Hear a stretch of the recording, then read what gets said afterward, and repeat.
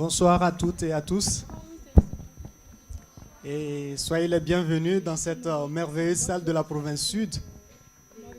Et merci d'avoir répondu favorablement à notre invitation pour parler ce soir de l'environnement, notre combat, notre débat, car ce sera le principal thème autour duquel nous allons débattre après visionnage de quelques vidéos réalisées par de jeunes hip-hoppers. Mais avant toute chose, comme ça se passe chez moi, il faut que je me présente. Je suis Nicolas Etienne Soungani.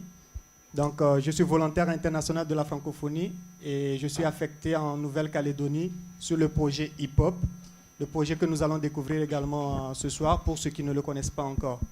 Donc, ma principale mission, c'est d'initier les jeunes hip-hoppers aux techniques de production audiovisuelle. Et ce soir, nous aurons l'occasion, ou j'aurai l'occasion de voir si mon travail a porté son premier fruit ou pas.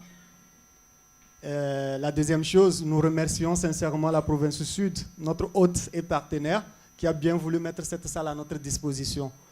Et nous remercions l'élu en charge de l'environnement, Nina Julier, qui a bien voulu nous honorer de sa présence également. Et je crois qu'il est de bon ton que je lui laisse le micro pour qu'elle puisse nous souhaiter la bienvenue, car elle le mérite plus que moi. Merci. Merci Nicolas, je vais essayer d'avoir le bon ton comme tu dis. Donc bonsoir à tous, c'est un réel plaisir de vous accueillir ce soir dans le cadre de cet événement qui est consacré aux jeunes.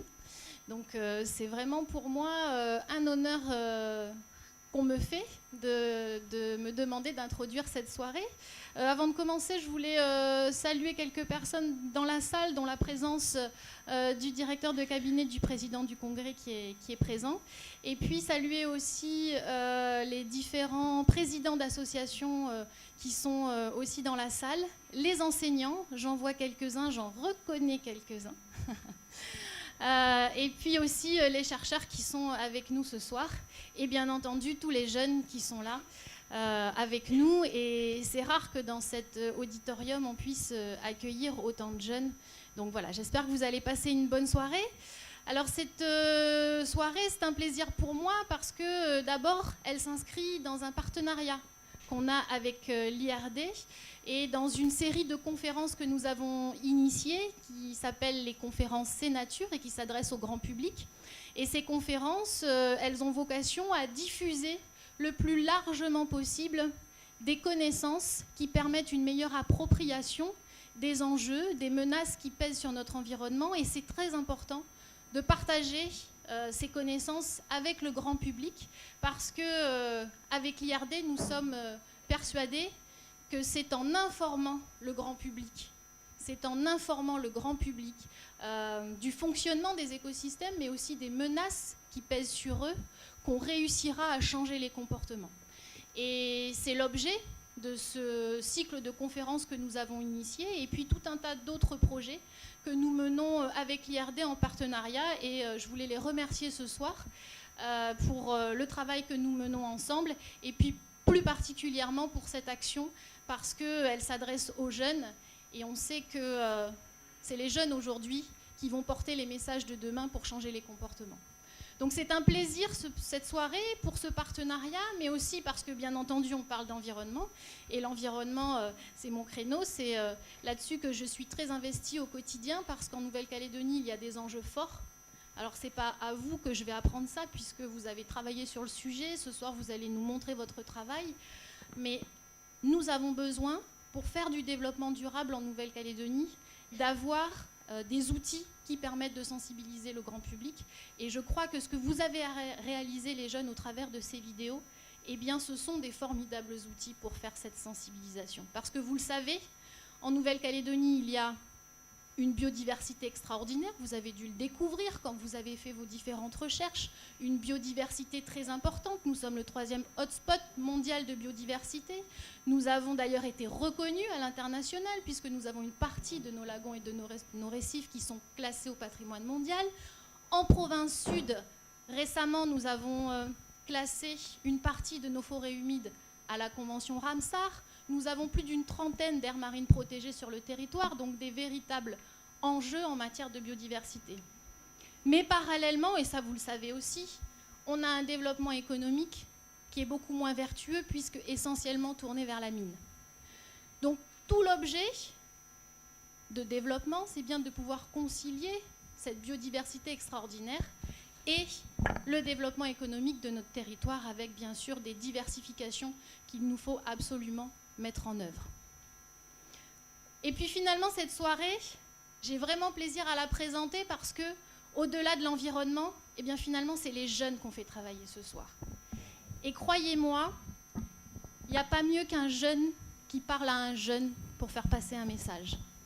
Parce que les enseignants, les chercheurs, les politiques, on est tous vieux, on est tous has-been. Donc forcément, quand on dit quelque chose, ça n'a pas le même écho. Vous, quand vous parlez aux autres, même quand vous parlez aux plus âgés, il y a une résonance. Il y a une résonance. Et quand vous parlez, vous êtes écouté. Et je pense que le travail que vous avez réalisé, que vous allez nous présenter ce soir, eh bien, il va faire avancer le pays. Il va faire changer les comportements. Et pour ça, vraiment, je tiens à vous féliciter. Donc je pense qu'on peut déjà tous les applaudir avant même qu'on voit les vidéos.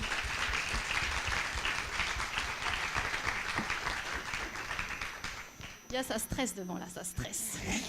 Surtout que là, j'ai mis la barre un peu haut, là, alors...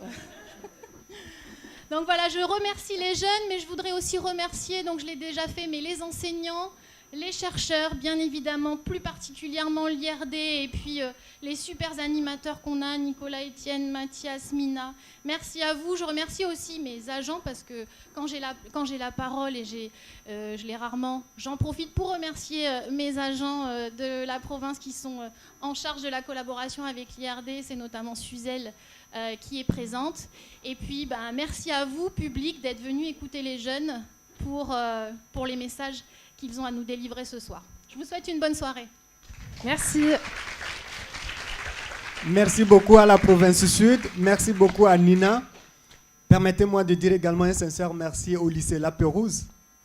C'est le premier lycée au sein duquel nous avons expérimenté ce dispositif de club hip-hop. Et ce soir, vous allez découvrir, parce que même moi, je vais découvrir. Ils ont fait la formation du début jusqu'à la fin, mais on n'a pas eu le temps vraiment d'apprécier tout. Ce soir, nous allons le faire.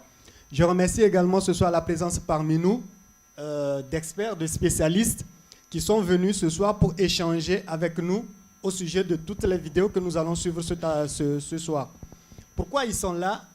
Le projet hip-hop consiste à recueillir des témoignages de personnes que nous qualifions d'anciens parce qu'ils ont vécu aussi longtemps pour pouvoir justifier ou témoigner des changements constatés dans leur environnement. Et ces jeunes vont à la rencontre de ces anciens, recueillir leurs témoignages et ensuite viennent les présenter aux scientifiques qui essaieront d'apporter des éléments de réponse. L'idée, c'est que chacun apporte sa pierre pour qu'on puisse améliorer un tant soit peu ou qu'on trouve des solutions pour améliorer nos conditions de vie dans un environnement de plus en plus menacé.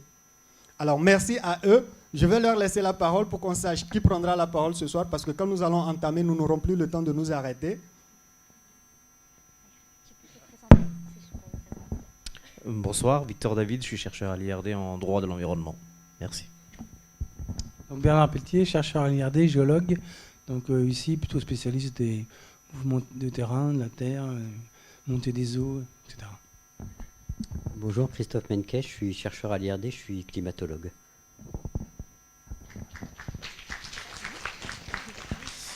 Bonjour, Alexandra Malaval-Cheval, je suis directrice de Scalaire.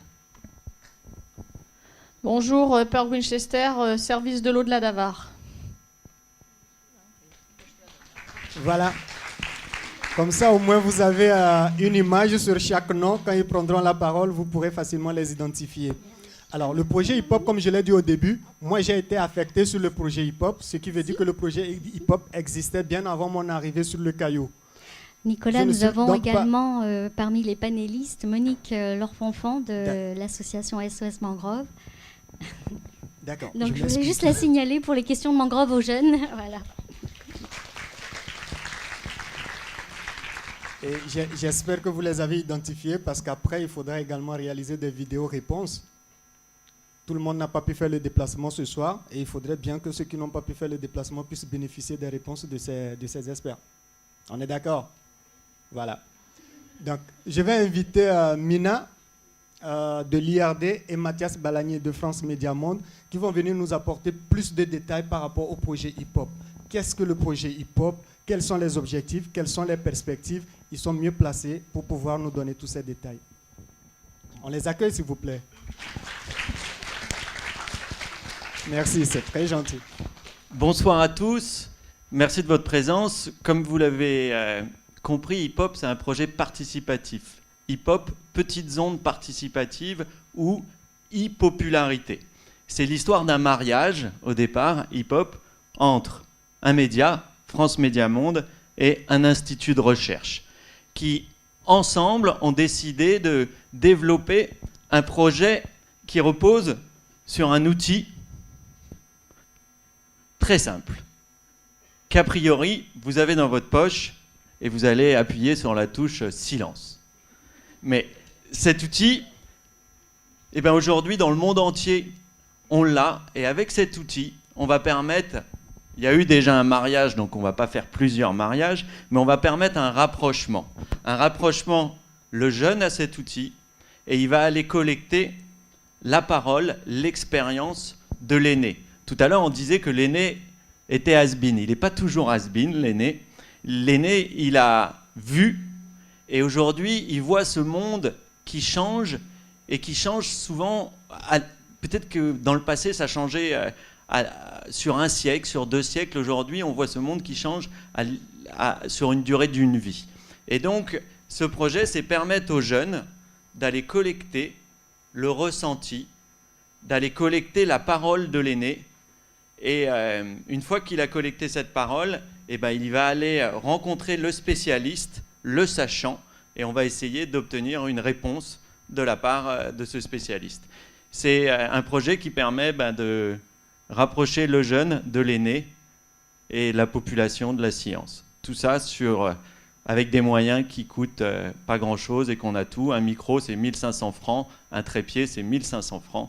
Et avec ça, on arrive à diffuser des capsules après sur des médias qui sont diffusés dans plus de 220 millions de foyers dans le monde. Et ça, c'est fait par vos enfants. Donc c'est perfectible. Ce que vous allez découvrir ce soir, c'est pas encore parfait, mais ça va le devenir. Alors hip-hop, en matière d'établissement, c'est pour cette année la première promotion que voilà, le lycée La Pérouse, BTS Communication. Je remercie les enseignants qui sont là avec nous, Leslie Bastien, Frédéric Médeviel et Odile. J'ai oublié ton nom, je suis désolée. Voilà. Et pour la suite, donc nous avons aussi 2 autres établissements qui ont rejoint le dispositif pour la province sud. Le lycée Escoffier, dont les modules de formation ont commencé. Le lycée du Mont d'Or au niveau BTS Environnement. Et le lycée... J'en ai oublié un. Voilà, bah oui, excusez-moi, ça date de cet après-midi, on a signé la convention. Le lycée Saint-Joseph de Cluny pour le niveau Bac Pro. J'espère pouvoir inclure d'autres établissements pour la province sud, dont le lycée d'Ocamo, avec qui les discussions sont en cours. Et l'objectif, c'est de déployer le réseau également en province nord, avec l'aide toujours de nos réseaux d'enseignants et de formateurs, leaders d'opinion, partenaires au niveau des instituts publics du territoire. Et nous avons également une formation de formateurs à la province des îles. Et la médiathèque de l'IFU va également mettre en place un club hip-hop. Donc voilà, je crois qu'on a assez parlé. Place aux jeunes. Mais moi, j'ai une dernière question pour Mathias et pour Mina. Est-ce que hip-hop, c'est seulement des jeunes? De 7 à 77 ans. Est-ce qu'une personne qui répond aux questions également peut être considérée comme hip-hopper? Comment est-ce qu'on peut participer au projet hip-hop si on n'est pas jeune ou on est plus jeune parce qu'on l'a été? Alors, on accueille vraiment les jeunes d'esprit et de corps et de cœur. Donc, si vous êtes intéressés, on a une page Facebook, hiphop.network.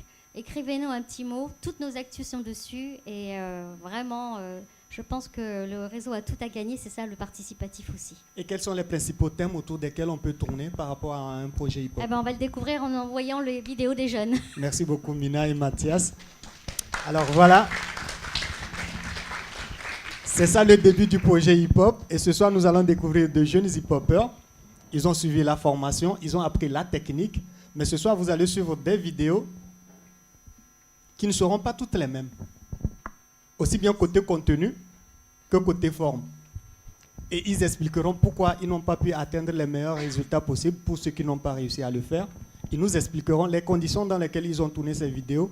Mais cette soirée, c'est pour les jeunes hip-hopers du lycée La Pérouse, dont j'invite les représentants à me rejoindre pour qu'on puisse ensemble présenter cette soirée et qu'ils puissent nous présenter le résultat de leurs travaux. Alors Camille, accueillez-les. Alors, c'est pas un spectacle, on est là pour parler de l'environnement, donc à partir de maintenant, on a fini tout ce qui est protocolaire. Nous allons passer aux choses sérieuses. Concentrez-vous sur le contenu, préparez vos questions parce qu'il y en a qui sont là qu'on n'a pas souvent l'occasion de rencontrer. Ils sont là pour répondre à ces questions et qu'ensemble, nous puissions quitter cette salle enrichie davantage et armés pour pouvoir défendre notre environnement. Alors Camille, qu'est-ce que vous avez préparé pour nous pour ce soir? Eh bien déjà, bonsoir à tous et merci d'être venus aussi nombreux. Donc ce soir, on va principalement voir deux thèmes. Donc le premier se portera sur la pollution en Nouvelle-Calédonie et le deuxième sur les changements climatiques et surtout leur impact sur notre environnement. Et tu es accompagné de? Je suis accompagnée de Laura et de tous les étudiants du BTS Communication du lycée La Pérouse, ainsi que de mes professeurs. Donc on vous a invité ce soir, comme vous avez déjà dit, l'équipe hip-hop, pour vous faire découvrir les témoignages qu'on a pu récolter durant le mois de mai. Et on espère surtout que cela vous intéressera beaucoup.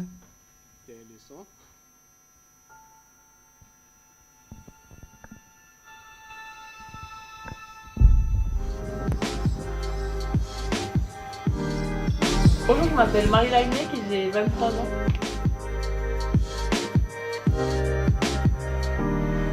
Oui, j'ai eu 2 fois la dingue et la première fois elle a été plus violente que l'autre. La première fois où j'ai eu la dingue, j'ai fait attention. J'ai vidé les pots de fleurs quand il y avait de l'eau et tout ça dans mon jardin. Je mettais des anti-moustiques, je me couvrais et tout. Mais j'ai quand même rattrapé la dingue.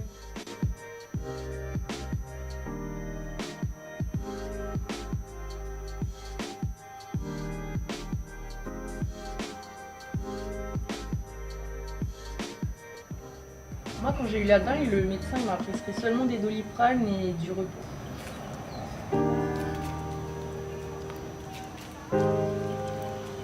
J'ai remarqué que parfois, même si on est plusieurs, ça arrive qu'il n'y a qu'une seule personne qui se fasse piquer.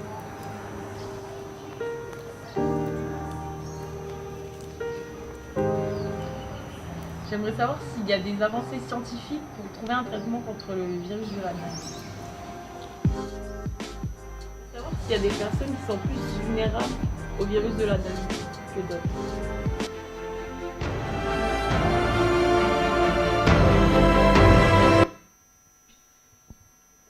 Donc voilà, on va inviter maintenant l'équipe qui a tourné cette vidéo à venir avec nous pour nous en parler.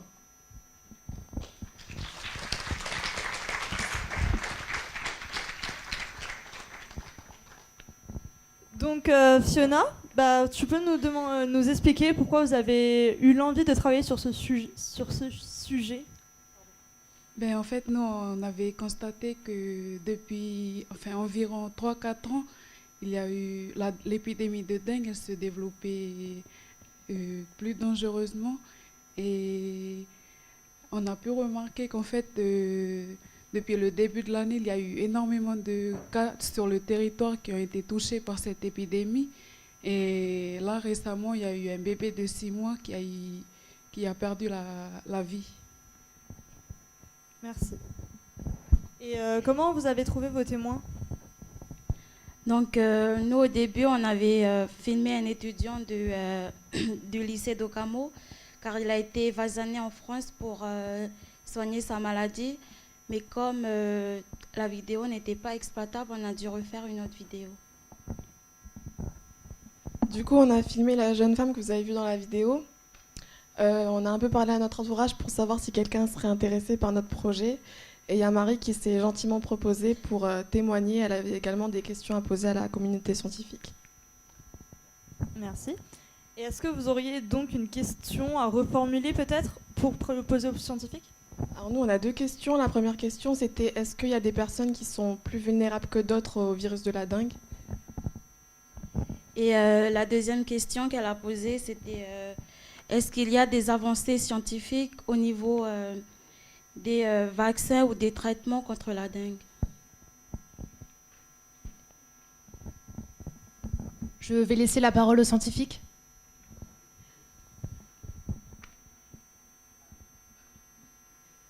Donc je ne suis pas forcément la meilleure personne pour parler de ça, mais j'ai travaillé sur la dengue. Donc la première question, c'est est-ce qu'il y a des gens plus vulnérables que d'autres?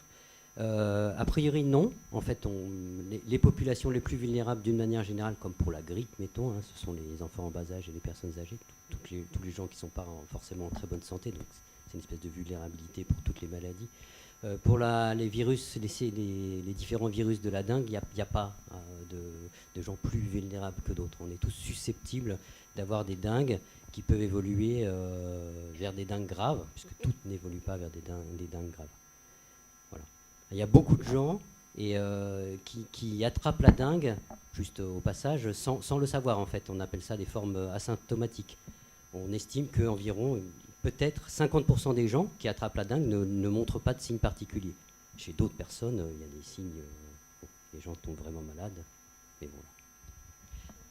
Ça, c'est la première question. La deuxième question, ah oui, les traitements. Alors, je ne peux pas parler des traitements traditionnels, il y en a, et je me rappelle une thèse sur ce sujet à l'IRD, mais je ne me rappelle plus précisément de quoi il s'agissait.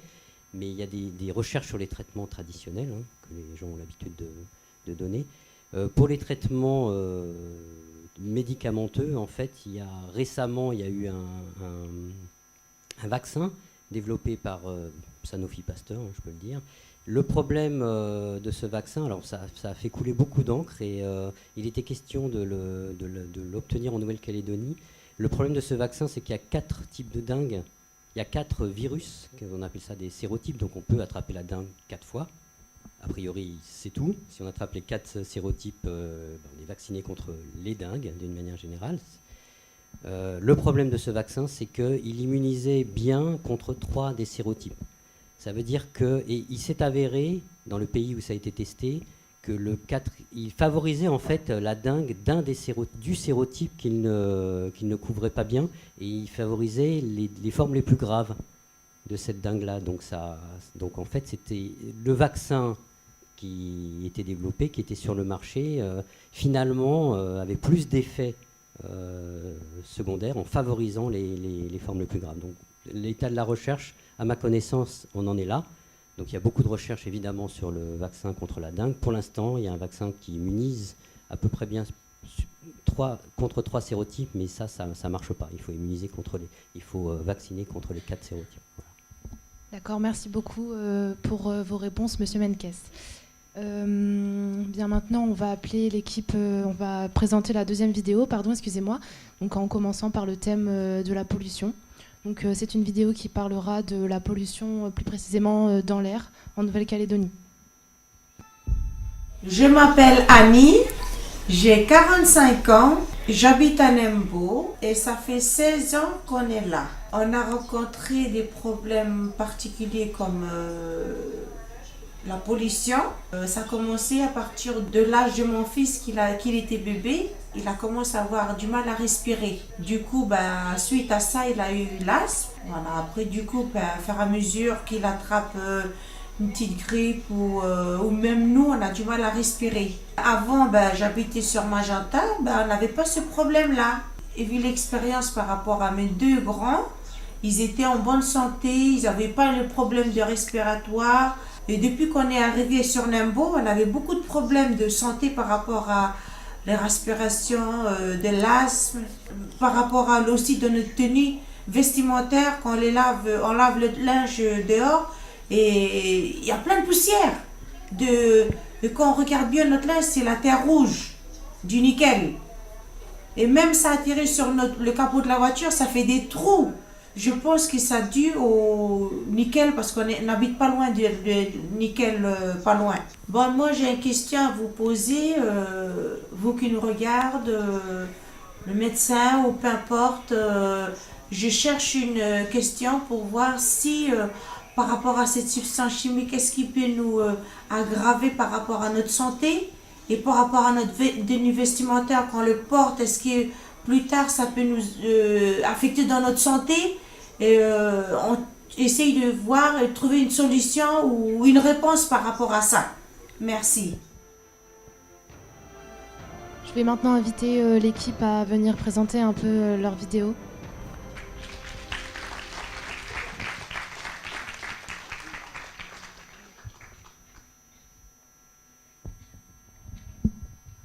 Donc Alexia, est-ce que tu peux nous dire un peu pourquoi, qu'est-ce qui vous a donné envie finalement de travailler sur ce thème-là?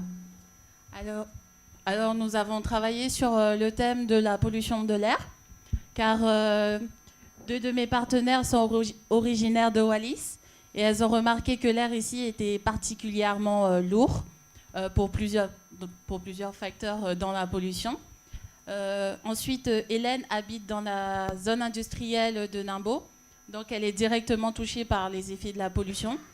Et moi-même, j'habite dans les hauteurs de la vallée des Collants et je peux voir des fois dans le ciel bleu des fumées marron, voire noires.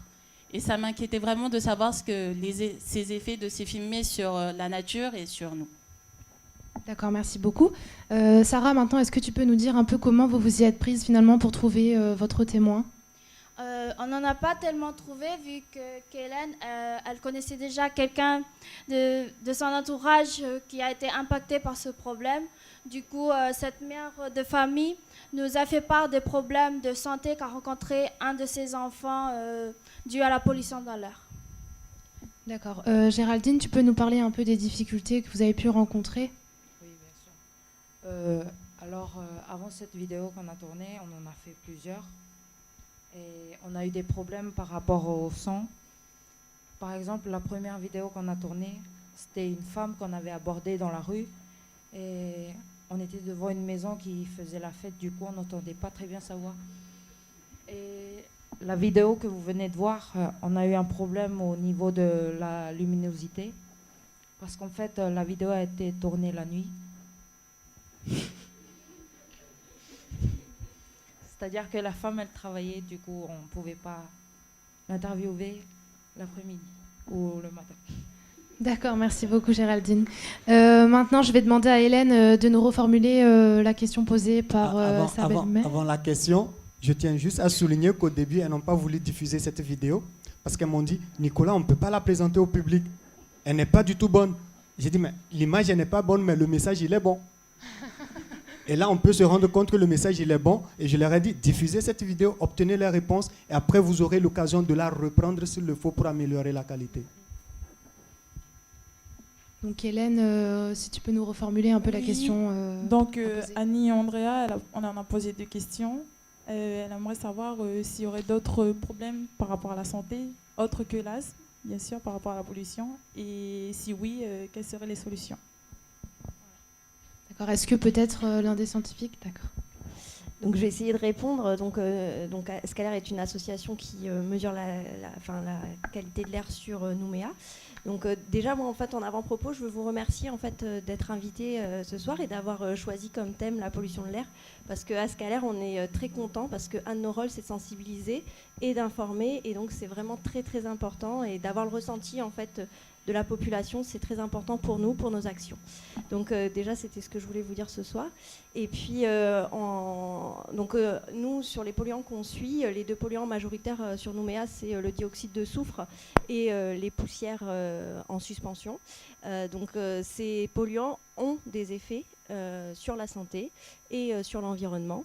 Donc les effets en général sont soit cardiovasculaires ou respiratoires.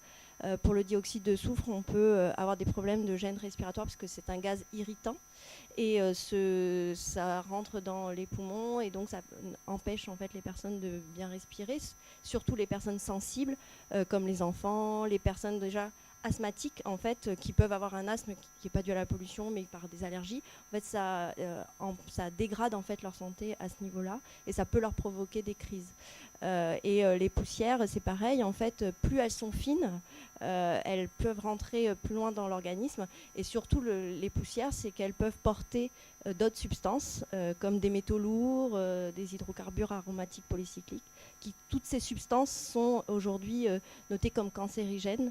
Donc, il est très important en fait, de les suivre et de les quantifier aujourd'hui. D'accord, merci. Merci beaucoup, Madame Malaval, pour vos réponses.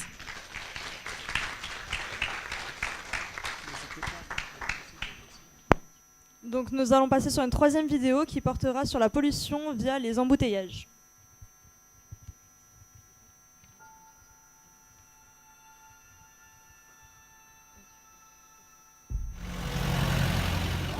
Bonjour, j'ai 18 ans, je m'appelle Léon Bukowski, je suis élève en BTS Commerce International en première année.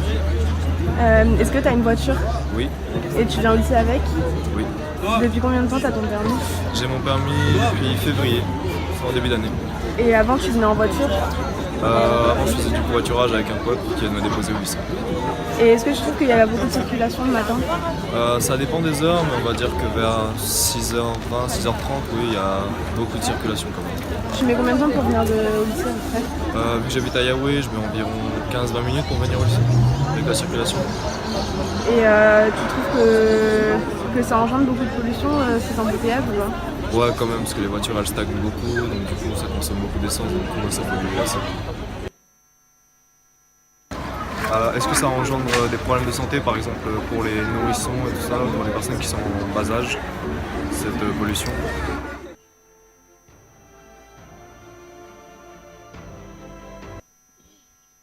Merci beaucoup. Donc les filles, si vous pouvez nous rejoindre.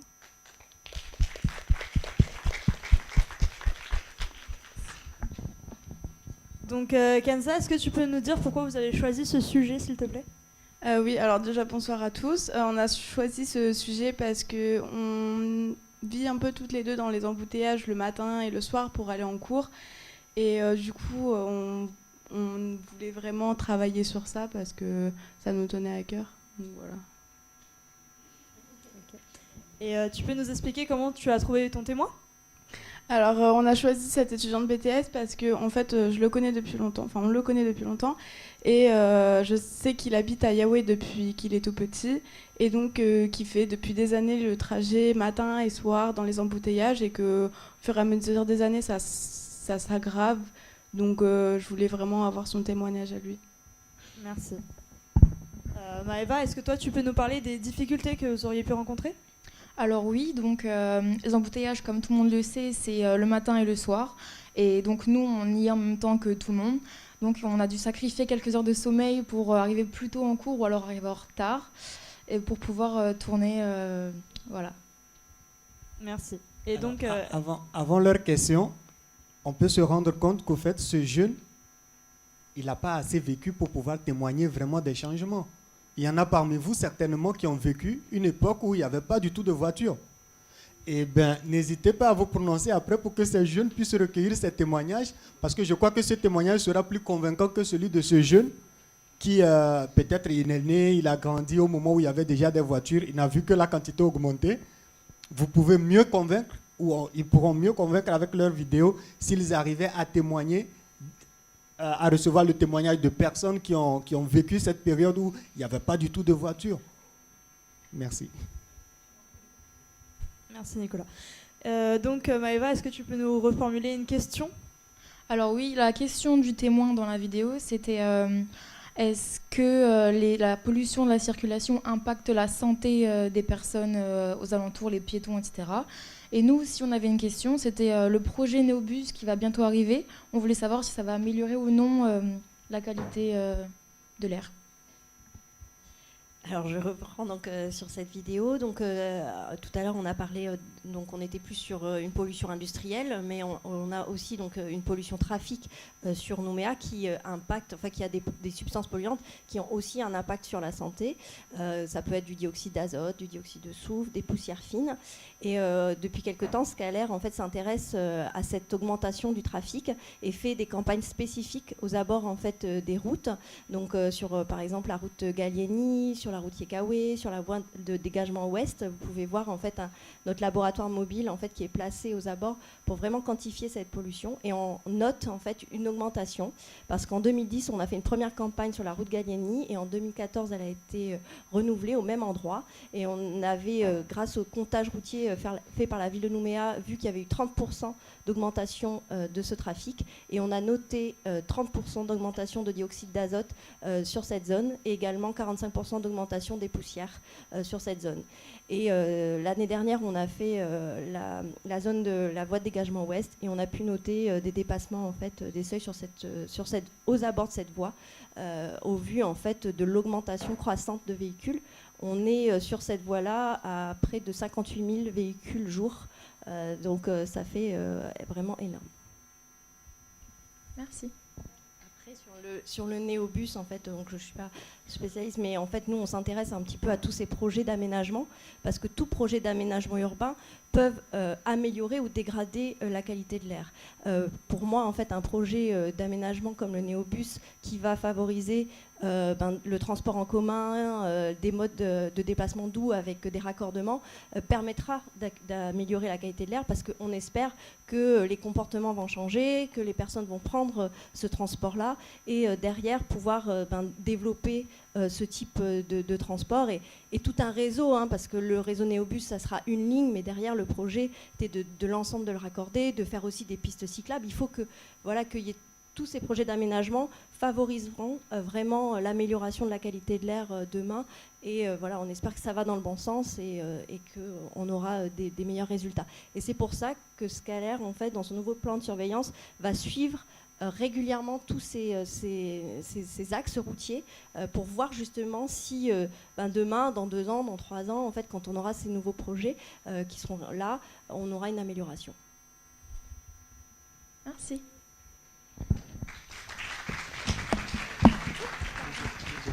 Alors, vous aurez l'impression que c'est une interaction entre les étudiants et seulement les scientifiques.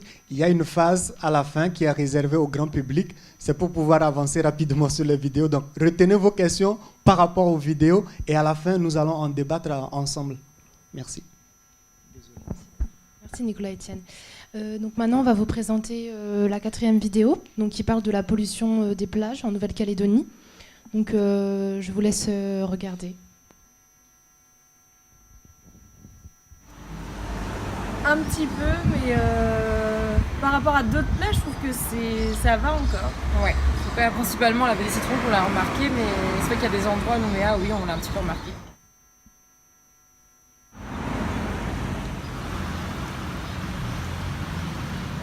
On n'est pas là depuis longtemps, donc depuis qu'on est ici, ça n'a jamais été fermé. Après, si elle est fermée pour cause de pollution, oui. Évidemment qu'on est pour.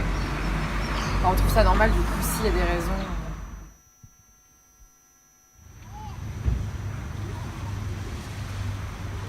Des démangeaisons, oui, ça peut arriver. Après, on ne sait pas trop si c'est dû au sel, enfin dû à la pollution, on pense que c'est plutôt dû au sel, mais on ne s'est jamais trop posé la question de savoir si c'est dû à la... En fait, justement, on n'a jamais fait de plongée ici, parce qu'on a remarqué en fait, qu'il n'y avait pas de poissons, il n'y avait pas de coraux, il n'y avait pas de... Voilà. Donc on prend nos masques et tuba sur d'autres plages. Voilà, mais c'est vrai qu'à la baie des Citrons, non, on n'a jamais fait. On a l'impression qu'il n'y a pas beaucoup de poissons. On se demande, quand justement les plages sont fermées à cause de la pollution, d'où est-ce que ça vient? Quelle raison il y a cette pollution?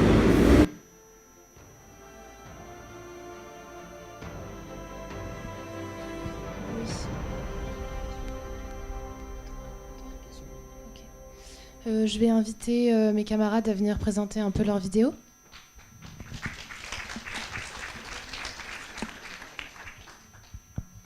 Donc bonsoir à tous. Alors nous avons réalisé notre capsule sur la pollution des plages parce que nous avons pu voir les changements et les fermetures de ces plages. Et aussi personnellement j'ai pu remarquer des effets comme des démangeaisons. Et donc ce sujet nous tenait à cœur.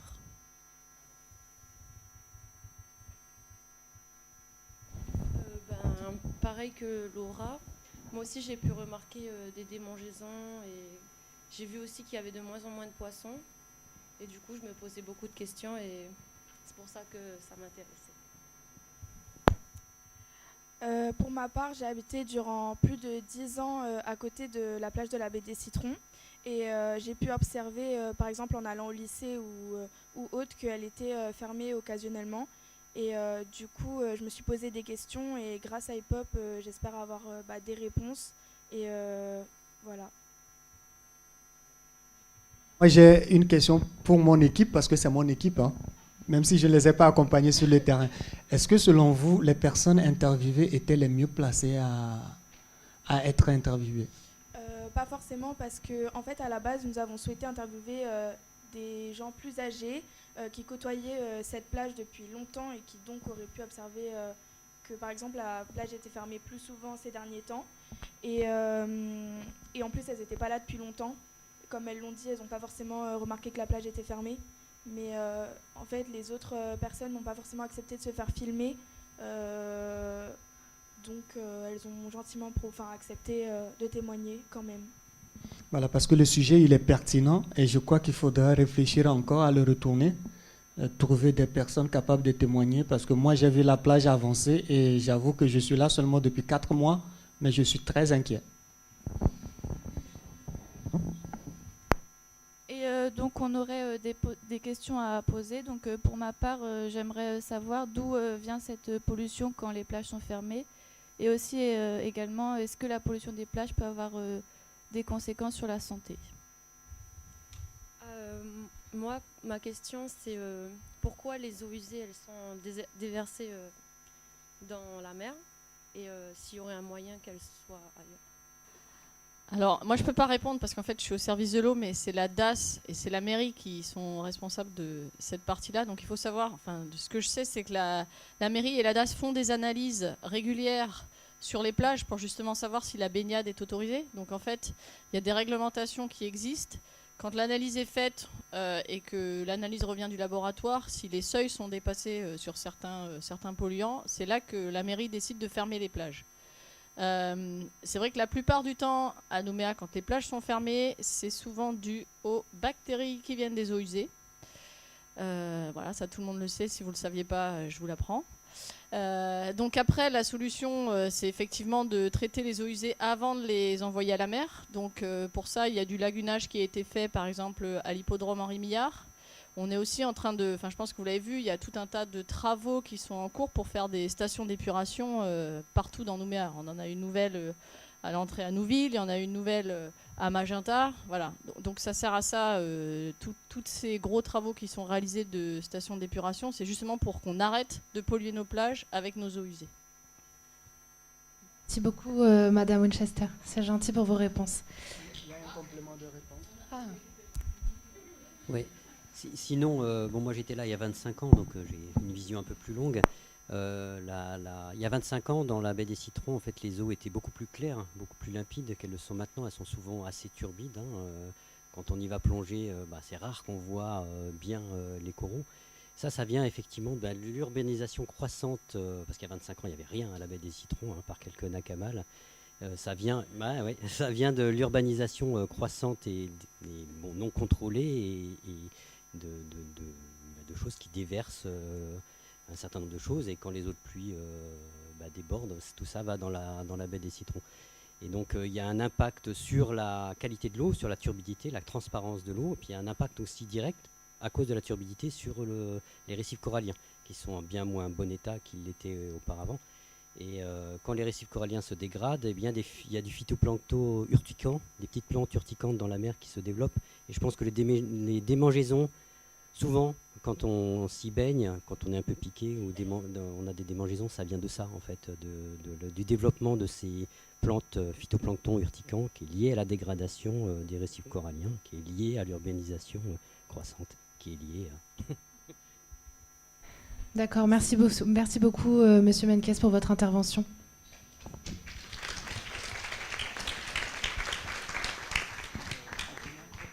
Donc maintenant, nous allons passer sur une 5e vidéo qui, elle, porte sur la pollution par les déchets.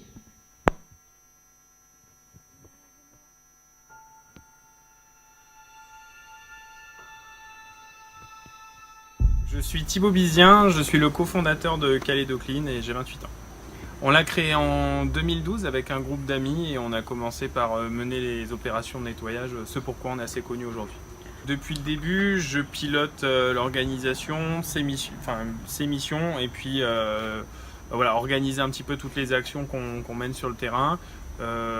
Donc communiquer, amener des bénévoles et puis bien sûr étendre aussi le domaine d'activité parce qu'on agit un petit peu sur plein de choses. On a fondé Kaleido Clean parce qu'on trouvait que les paysages avaient beaucoup changé en fait. Les paysages les endroits qu'on fréquentait depuis qu'on était gamin, on a remarqué qu'ils étaient de plus en plus sales, qu'il y avait de plus en plus de déchets. Et donc on s'est dit qu'on voulait faire quelque chose et c'est pour ça qu'on a commencé par des opérations de nettoyage.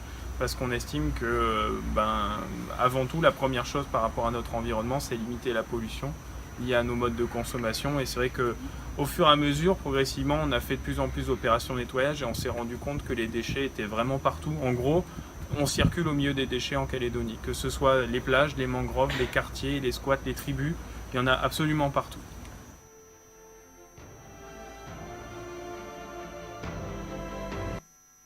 Donc voilà, j'invite l'équipe à monter venir devant.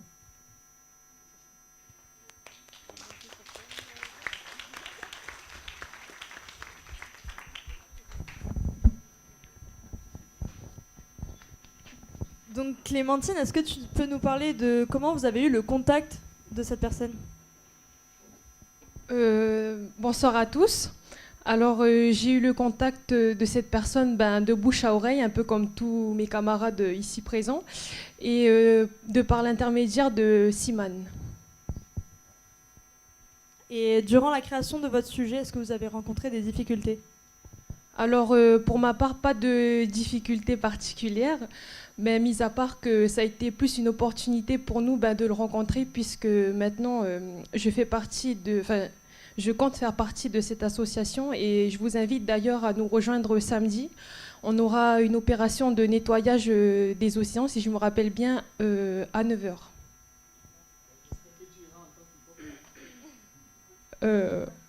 Peut-être, oui. Le lieu de rencontre, il sera à Boulari. Merci beaucoup. Marie, est-ce que tu peux nous parler du choix du sujet, s'il te plaît ? On a choisi ce sujet parce que la pollution, c'est un phénomène qui nous touche énormément, il nous touche tous les jours. Comme Thibaut l'a dit dans la vidéo, on circule au milieu des déchets, peu importe où on va. Et j'ai remarqué aussi qu'à la gare d'échange de Montravel, il y a de plus en plus de déchets. Que les années précédentes, il n'y en avait pas autant. Et au fil des années, il y en a vraiment beaucoup, beaucoup, beaucoup. Merci. Samantha, pour finir, est-ce que tu aurais une question à reformuler aux scientifiques ici présents ? Alors, Thibaut ne nous a pas fait part d'une question personnelle, mais notre groupe, on se demande on a une question que, mis à part recycler, s'il existe des moyens ou des procédés pour limiter nos déchets.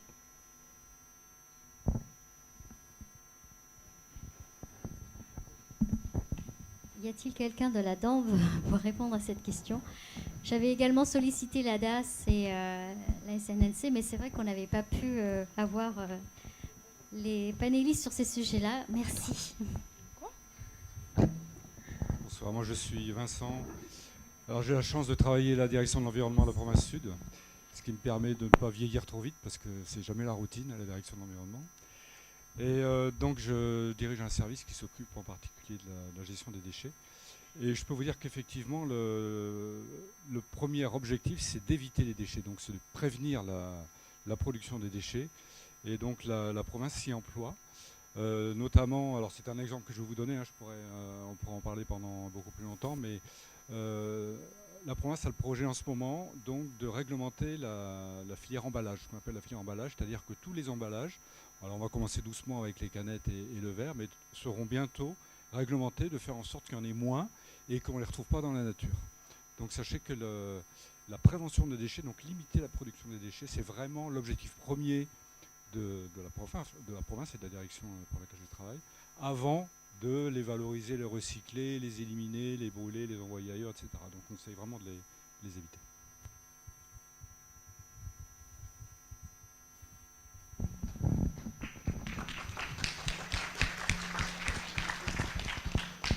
Alors, tout à l'heure, j'ai fait une réaction spontanée. Au fait, je sais que quand Thibaut arrive pour ramasser, il pose quand même des questions. Et c'est également ça le projet hip-hop. Lui, il arrive pour nettoyer, mais il y a des gens qui étaient là avant que ça ne soit pollué. Donc, ce serait intéressant également de recueillir les témoignages de ces personnes avant que l'équipe de Thibaut ne se mette à nettoyer, pour qu'on sache qu'il y avait un truc, ça a été changé. Et voilà, vous essayez maintenant de trouver une solution parce que Thibaut est plutôt dans une dynamique de recherche de solutions et non de témoignages au fait. Mais en suivant Thibaut, je suis sûr qu'on aura de meilleurs témoignages hip-hop.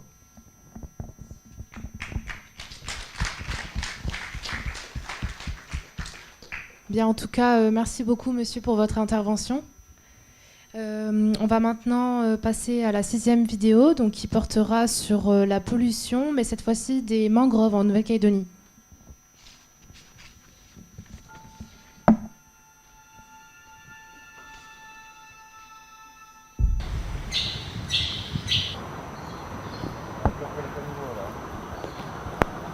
Voilà, je me présente, Axel Canaldo. J'ai pratiquement grandi ici dans le quartier, parmi aussi des copains. On est toujours resté sur la rivière Salée. Alors moi j'avais à peine 11 ans quand je suis arrivé là, maintenant j'en ai 50. Voilà, donc j'ai vu un peu comment ça a évolué les palétuviers, c'est-à-dire quand ils grandissent, mais aussi après il y a eu de la pollution qui est arrivée. Moi quand je suis arrivé c'était moins, mais là ça s'est empiré de plus en plus à cause de toutes ces constructions qui est derrière, vers le 6e, où l'eau usée, l'eau pluviale, bon l'eau pluviale ça passe, mais l'eau usée va dans le chenal. Ce qui fait cette pollution, on voit bien sur les côtés c'est noir, c'est vert, parce que bon on avait les roseaux dans le chenal qui faisaient filtre, les roseaux.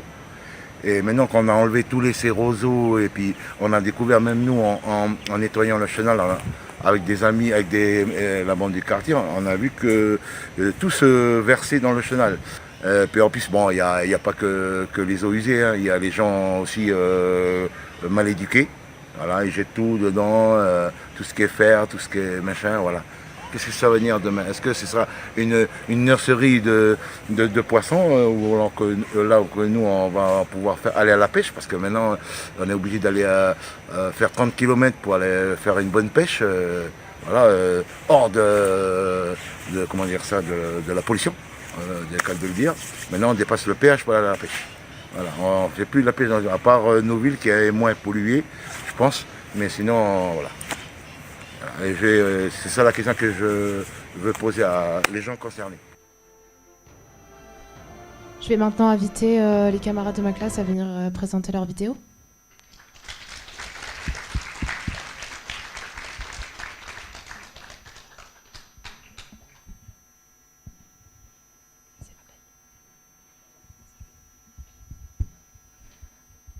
Abel, est-ce que tu peux nous dire qu'est-ce qui vous a donné envie finalement de travailler sur ce thème? Le thème de la mangrove, c'est un thème qui nous a tout de suite intéressés parce que c'est un environnement qui nous entoure beaucoup, nous qui habitons ici sur Nouméa. Et puis on s'est dit pourquoi pas aller recueillir des témoignages pour faire prendre conscience et nous-mêmes prendre conscience. Parce que moi, personnellement, on va dire que je fais partie des personnes mal éduquées et du coup, ça m'arrivait de jeter mes déchets un peu partout, et notamment dans la mangrove, et savoir que justement, il y a nos aînés, des anciens, que on va dire ça leur plaît pas et qu'ils ont grandi là et qu'ils observent des changements à cause de la pollution, ça fait quelque chose et on a envie de réagir un peu. D'accord, merci pour ta sincérité en tout cas. Je vais maintenant demander à Jaunet de nous parler un peu de la manière dont tu as réussi à trouver le témoin qu'on voit dans la vidéo. En fait, notre témoin de départ, c'était ma grand-mère, une habitante de la rivière Salée. Elle habite sur la rivière Salée depuis très très longtemps déjà. Et comme elle était absente le jour du tournage, je me suis plus tourné vers les passants dans la rue. Et Axel, lui, il m'a bien fait comprendre que voilà, il voulait bien témoigner, partager avec nous son ressenti qu'a subi la mangrove par rapport à la pollution. Voilà. Merci beaucoup, c'était un très bel exemple, étant donné qu'il a vécu depuis tout petit, comme il nous a expliqué. Je vais maintenant demander à Louana de nous parler un peu des difficultés qu'ils ont rencontrées lors de ce projet hip-hop. Alors nous, on a juste une difficulté, alors c'est l'accessibilité à la mangrove, parce que voilà, c'est pollué, c'est sale et il y a des mauvaises odeurs. D'accord, merci. Eh bien, écoutez, est-ce qu'il y en a un de vous trois qui pourrait nous reformuler la question posée par votre témoin ou s'adresser directement aux panélistes? Alors la question posée par le témoin, c'est que deviendra la mangrove d'ici quelques années? Donc, que deviendra la mangrove d'ici quelques années? Je voulais déjà vous remercier parce que moi, ça me fait plaisir que vous soyez engagés sur ce sujet-là. La mangrove de Rivière-Salée, je la connais depuis, je dirais, 40 ans, mais je l'ai vue se dégrader. Et ça fait 10 ans qu'avec SOS Mangrove, on essaye justement de sensibiliser les gens, de travailler. On a sorti des tonnes et des tonnes de déchets. Le problème de Rivière-Salée, c'est un problème d'assainissement comme pour la ville, mais là, c'est vraiment un point chaud. Ce sont des quartiers qui ne sont pas du tout rattachés à aucune station d'épuration. Donc tout arrive encore maintenant. La mangrove de Rivière-Salée, elle a à peu près 8 collecteurs qui arrivent directement. Et c'est continuellement des problèmes de pollution. Il y a la leptospirose, il y a énormément de rats puisque ça attire automatiquement. Les tortues de Floride. Nous, on a travaillé depuis 2007 dessus. On essaye de faire bouger. C'est pas évident. Ça s'améliore quand même. Dans le quartier où je suis, moi, j'ai pris côté Gaïa, côté 6e kilomètre. Depuis 10 ans, on a quand même fait changer la mentalité des gens et on n'a plus avoir du tout de déchets de notre côté. C'est énorme comme travail. Dans le futur, ce qu'il faudra faire, je pense, c'est surtout continuer à draguer ce qu'il y a autour, parce que c'est vraiment un problème. Elle est complètement enclavée dans l'urbanisme maintenant. Elle n'a plus qu'un accès à la mer par Kouekara, et ça, c'est vraiment dramatique. Et puis, continuer à sensibiliser les gens, c'est ce qu'on fait. D'ailleurs, je connais très bien M. Ganaldo, avec qui vous avez travaillé, puisque il fait partie de notre groupe quand on fait des nettoyages. Et donc, je vous dis, moi, j'ai connu la mangrove en 70. On pêchait encore dedans et on pouvait manger les crabes et puis les poissons. Donc là, maintenant, c'est catastrophique. Mais moi, je suis positive. Je dis dans le futur, si vraiment on veut, on peut arriver à quelque chose. Maintenant, ce point chaud, là, ça va être... on m'a donné 10 ans, moi, d'après ce que j'ai posé des questions, pour que ces quartiers qui ne sont pas encore attachés à une station d'épuration, donc on a encore 10 ans à avoir de pollution. Donc, soyez optimistes. D'accord, merci beaucoup pour vos réponses.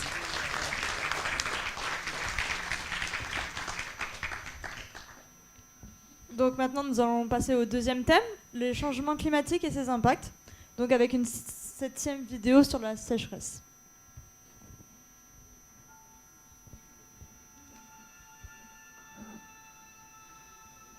Je m'appelle Momo, ou Pierre. Je suis représentant ou présentant ou propriétaire de les compagnies. La Calédonie, il est béni des dieux, quoi. C'est exceptionnel. On jette une graine, ça pousse. Mais il manque des petites choses. Les terres doivent être plus valorisées. J'ai fait de Temala ici, il y avait juste quelques cajoux. Quelques cajoux. Ça ne paye même pas le prix d'essence. Pourquoi? Parce qu'il n'y a pas de produit. Même si on est dans une saison où il y a la pluie, il n'y a pas de produit. Alors dire que dans la saison sec ou la saison où il n'y a pas de pluie, c'est vraiment la misère, totalement la misère. Et comme j'ai dit, on a une belle terre, une bonne terre, une terre généreuse. La sécheresse, c'est la politique qui doit changer des barrages, des conduites d'eau, de l'irrigation. Ça veut dire qu'on a des données déjà. On prend les données et on se dirige vers quelque chose d'utile. L'homme, bien sûr, pour des besoins d'habitat, de communication, il va faire des poteaux partout, il ouvre des routes, il exploite des terres. Je me pose la question sur l'impact des êtres humains sur notre mère, la nature, quoi. Donc j'invite Tommy à rejoindre Camille.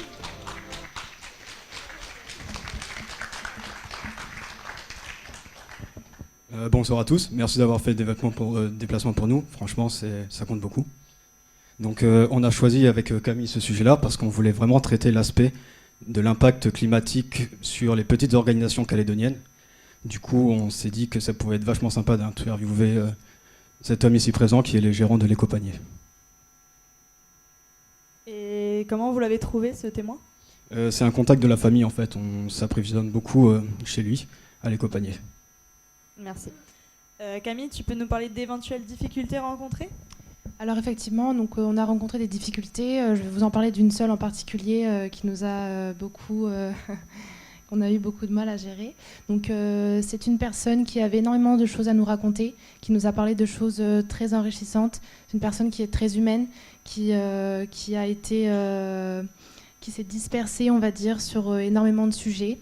Et donc le principal problème qu'on a rencontré, ça a été surtout sur la partie vidéo, sur le montage, pour vraiment pouvoir garder le témoignage finalement de ce monsieur qui concernait vraiment le thème de la sécheresse et des récoltes en Nouvelle-Calédonie.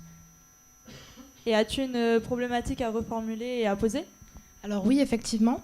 Donc la question qu'on s'est posée avec le gérant de l'éco-panier, donc finalement ce serait de comment mieux gérer la ressource en eau pendant les périodes de sécheresse, en particulier pour les agriculteurs locaux de Nouvelle-Calédonie. Alors effectivement, déjà la première chose c'est que la sécheresse, on a l'impression qu'on est de plus en plus en sécheresse alors que c'est pas vrai.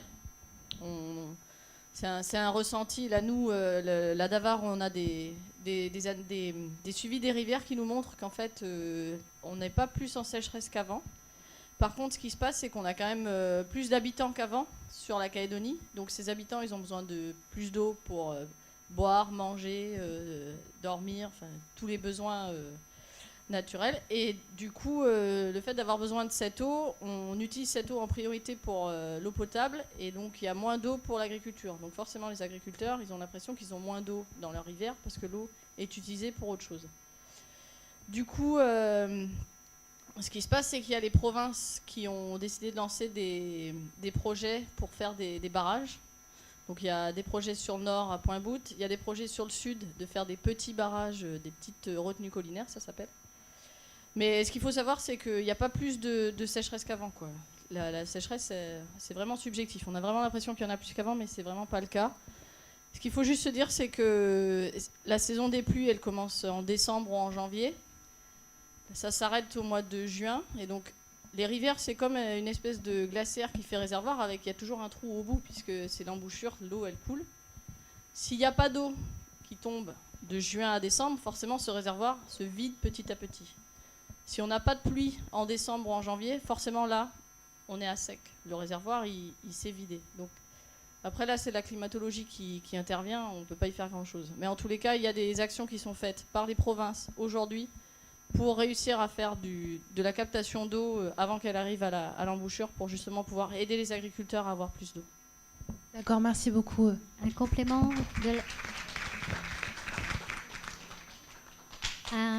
de la part des climatologues ou Juste un petit mot, donc c'est vrai qu'on n'observe pas sur les 50 dernières années de modification de la pluie, ça c'est la source de l'eau douce. Par contre, ce qui est projeté dans le futur, c'est quand même une diminution de la pluie d'environ 30% sur les 50 à 60 prochaines années. Donc ça c'est lié à la modification du climat. Ça. Mais pour l'instant, on n'observe pas de modification. Alors, je ne sais pas si vous l'avez remarqué comme moi, mais ce groupe a été très malin. Je ne sais pas, vous voyez un peu le dispositif des séries télévisuelles. Lorsqu'il y a un numéro qui finit, on nous donne envie de suivre le suivant. Eh bien, je l'ai remarqué dans cette vidéo parce que la fin appelle ou nous interpelle par rapport à un autre sujet, la pollution corporelle. Et donc, c'était une surprise. Il y a une prochaine vidéo qui viendra, n'est-ce pas? D'accord.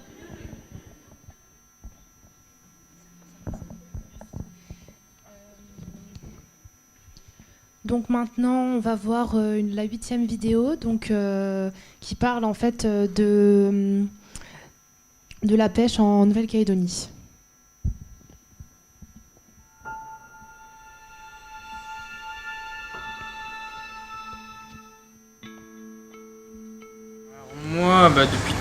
vais à la pêche parce que mes parents ils y allaient. Du coup j'y vais aussi, ma famille elle y va souvent. Du coup j'étais plongé depuis petit dans la pêche, quoi.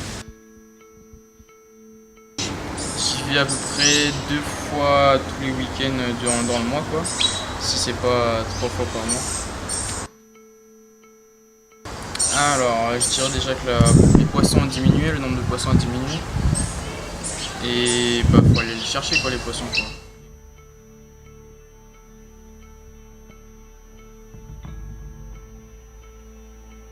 Ça fait comme j'ai commencé depuis l'ouverture du marché ici. Le marché s'est ouvert en 91. Là c'est ce temps-ci c'est un peu dur. Avant je trouve que c'est mieux avant que maintenant. Voilà. Parce que avant les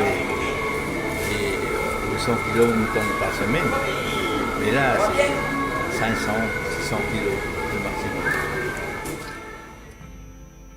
Au cours du phénomène de blanchissement de 2016, il y a eu effectivement un certain nombre de coraux qui ont blanchi depuis la côte jusqu'à la barrière. Donc quand un corail blanchit, il est donc stressé soit par une température de l'eau élevée, soit lorsque la salinité de l'eau est trop basse, c'est-à-dire quand il y a des fortes pluies. Et en conséquence, il va devenir tout blanc. Quand il est tout blanc, on va dire, c'est qu'il est en état végétatif. Il n'est pas très bien, mais il se maintient. Si ce stress dure trop longtemps, le corail va mourir. Si le stress s'arrête, il va pouvoir se régénérer. Alors, il est évident que abîmer un récif corallien, dégrader un récif corallien a un impact sur l'ensemble de l'écosystème. C'est-à-dire que les coraux sont les bâtisseurs du récif. Sans le corail, il n'y a pas de récif corallien. Donc si le corail vient à être dégradé, il est évident que derrière, c'est toute la chaîne alimentaire qui va être impactée. C'est-à-dire effectivement moins de poissons. Donc toucher au corail revient en fait à toucher à l'ensemble de l'écosystème récifal et au final à ce qu'on met dans l'assiette aussi. Donc je voudrais faire juste une petite parenthèse. En fait, le projet hip-hop, c'est vraiment ce type de vidéo-là. Donc on a une première capsule qu'on appelle la capsule A. Donc en fait, c'est vraiment récolter le témoignage. Et ensuite, la capsule B. Donc là, c'est récolter la réponse d'un scientifique et mettre ça sous forme de vidéo. Donc aujourd'hui, on a les scientifiques présents parce que certaines vidéos n'ont pas forcément eu les réponses. Mais dans la vidéo que vous venez de voir, c'est vraiment l'objectif final finalement du projet hip-hop. Donc c'est un peu ce qu'on aimerait mettre en place à la fin de l'année, hein, si j'ai bien compris. Donc voilà, petite parenthèse. J'invite maintenant l'équipe à venir présenter la vidéo.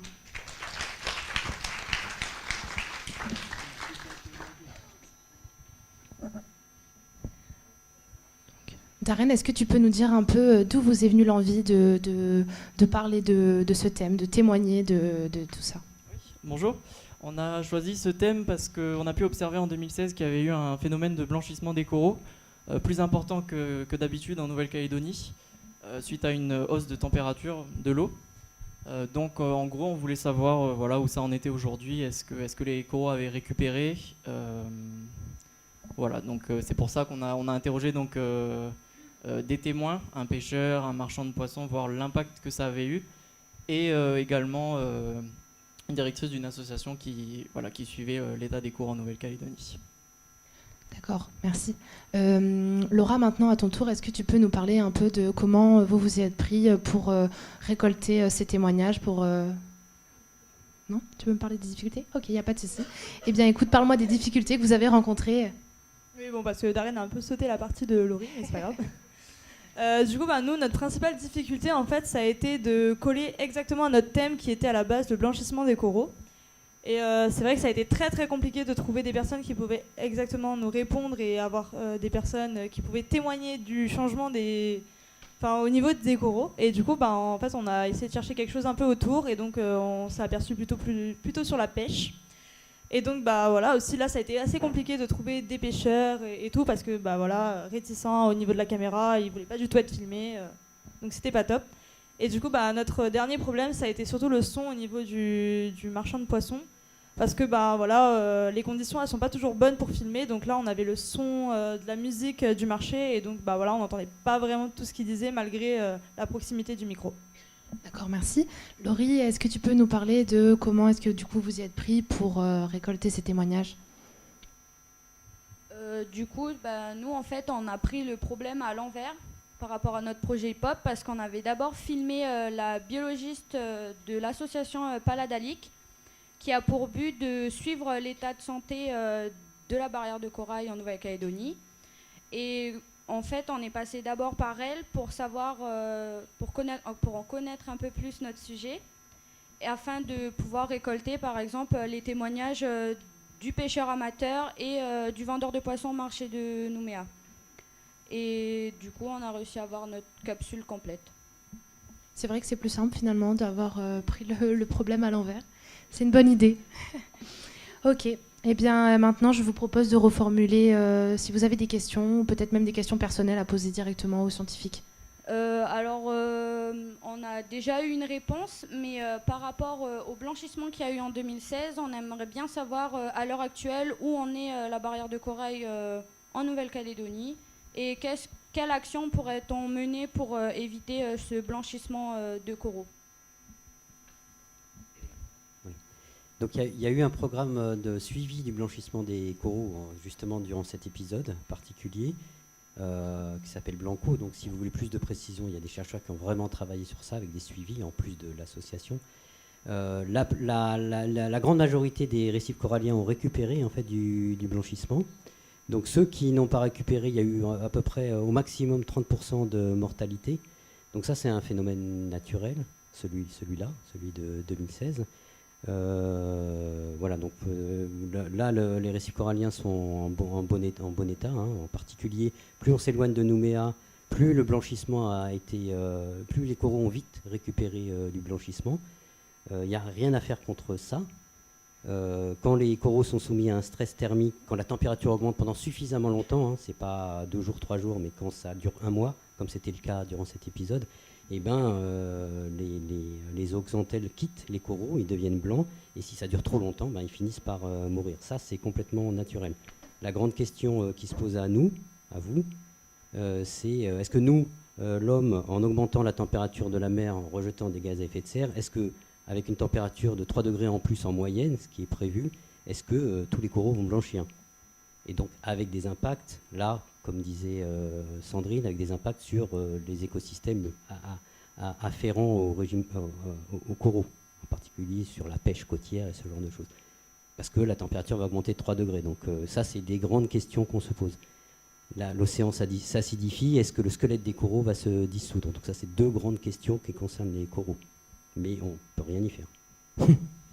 On peut arrêter d'émettre des gaz à effet de serre, déjà. Ce serait déjà ça. J'ai juste quelque chose à dire. On m'a parlé aussi du stress dû, par exemple, au tourisme de masse. Par exemple, quand on va marcher sur le corail ou qu'il y a, par exemple, les visites guidées sous-marines. Et apparemment, on m'a dit que ça stressait aussi le corail. Du coup, j'aimerais bien aussi peut-être avoir une réponse pour ça. Merci. Je crois qu'il n'y a pas eu vraiment d'études très précises là-dessus pour savoir combien ça pouvait gêner. C'est sûr qu'effectivement, si on va sur le récif et qu'on marche sur le récif, on abîme le corail.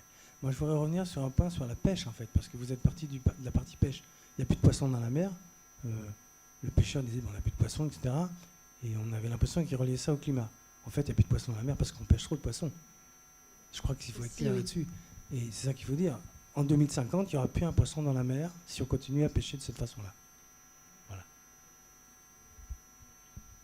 Merci pour votre intervention.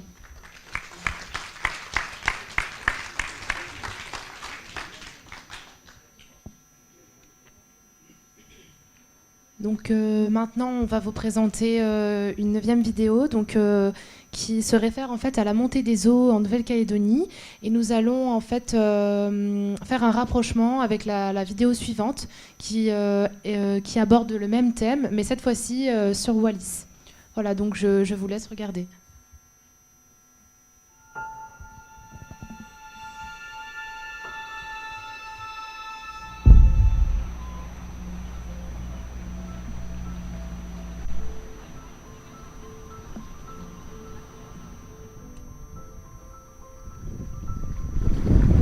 je m'appelle Ouaga Désiré, je suis de Marais.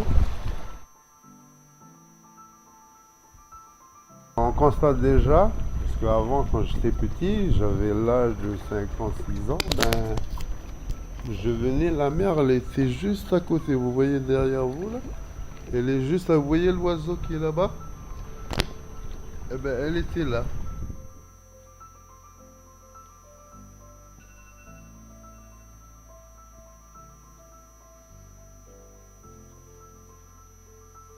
Moi, c'est Kenny, un des capitaines du taxi-boat. Et ça fait 8-9 ans maintenant que je travaille sur l'île au Canard. Je suis sur les bateaux, mais de temps en temps, je suis à l'îlot. Moi, ce que je peux vous dire après, suivant la montée des eaux, vous pouvez constater aussi les gars ici que moi, à l'époque, là, on a perdu peut-être 15 à 20 mètres de plage. Parce qu'à l'époque, nous, on mettait aussi, il y avait des transats aussi qu'on mettait ici sur la plage. Et que vous voyez là, qui était là, on a de la verdure 5 mètres de l'arbre. Et maintenant, vous voyez, la plage, il arrive presque, peut-être d'ici 2 ans, il n'y aura plus cet arbre. Et pareil, voilà, plus de plage du tout. Et pareil à l'île au Canard, c'est pareil, on était obligé, il y a 2-3 ans de femmes, de mettre des sacs de sable pour essayer de bloquer, vraiment bloquer l'eau. Et maintenant, les sacs qu'on a mis à l'époque, on a monté les sacs à 3 mètres, à 4 mètres de haut, et maintenant c'est presque un ras de la mer. Et c'est là qu'on voit vraiment que peut-être d'ici 5 ans, il n'y aura plus d'île au Canard. C'est vraiment dommage.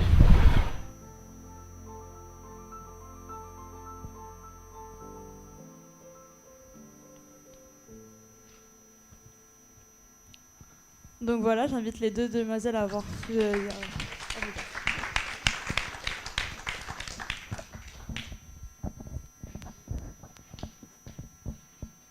Bonjour. Bonsoir les filles. Donc est-ce qu'il y en a une de vous qui pourrait nous expliquer pourquoi le choix de ce sujet? On a choisi la montée des eaux, car déjà nous vivons sur une île. Et puis tout simplement parce que le milieu aquatique est très présent en Calédonie et surtout ça construit un patrimoine très important en Calédonie. Moi personnellement j'ai pu constater qu'à cause du dernier cyclone, la mer a abîmé nos plages et ainsi l'eau a monté, ce qui a causé... ce qui touche plus particulièrement notre espace de vie, qui est en train de se dégrader. Et puis aussi, j'ai constaté par exemple qu'au Méridien, l'eau montait de plus en plus et que quand il y avait des marées hautes, on ne pouvait même plus accéder à la plage. Et comment vous avez trouvé vos témoins? Alors nous avons choisi d'interviewer le capitaine du taxi-boat John, ainsi qu'un pêcheur qui est habitué à pêcher sur la plage de Lansbata. Pour plusieurs raisons, car ça fait plusieurs années qu'ils constatent ce phénomène, ils ont vécu ces changements, ils ont des histoires très intéressantes à nous raconter, à nous partager.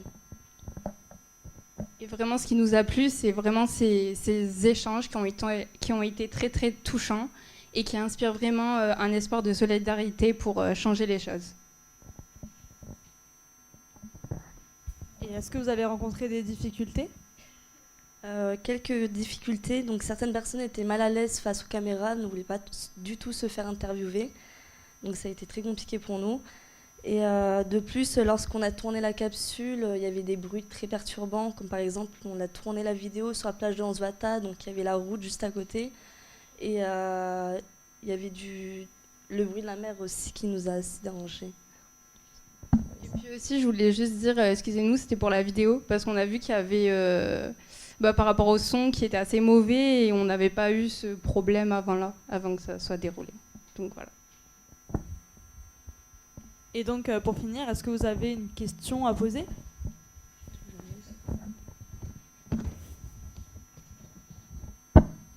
Alors que devons-nous faire pour ralentir le phénomène du réchauffement climatique et protéger nos îles du Pacifique? Et aussi, pourquoi la Calédonie elle est particulièrement touchée par ce phénomène des montées des eaux et surtout le Pacifique? Il y a déjà la question de la personne, c'était est-ce qu'il va encore y avoir un île au Canard aussi dans 5 ans?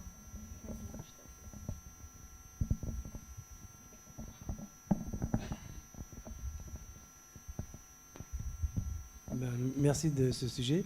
Bon, alors, il y a des questions, il y a beaucoup de questions. Hein. Répondre à ces questions, ça prendra beaucoup de temps. Enfin, je vais essayer d'être assez rapide. Alors là, on parle de la montée relative du niveau de la mer. C'est ça qui est important, qu'il faut comprendre. La variation relative du niveau de la mer, elle dépend de deux choses. La variation de la mer elle-même et la variation des terres. Les terres montent ou descendent, la mer monte ou descend. Donc en fait, c'est deux choses qui n'ont rien à voir, mais qui font que les gens vivent au bord de mer, et ce qu'ils perçoivent, c'est la variation relative du niveau de la mer. Alors c'est vrai que la mer monte à cause du réchauffement climatique. On est dans une période chaude. Tous les X milliers d'années, il y a des périodes chaudes, et l'homme joue clairement un impact sur le réchauffement climatique en balançant des gaz à effet de serre dans l'atmosphère. Ça, tout le monde est d'accord là-dessus. À Nouméa, par exemple, grâce au marégraphe, donc on peut voir l'évolution du niveau de la mer. Là, je parle du niveau relatif, pas absolu, du niveau de la mer.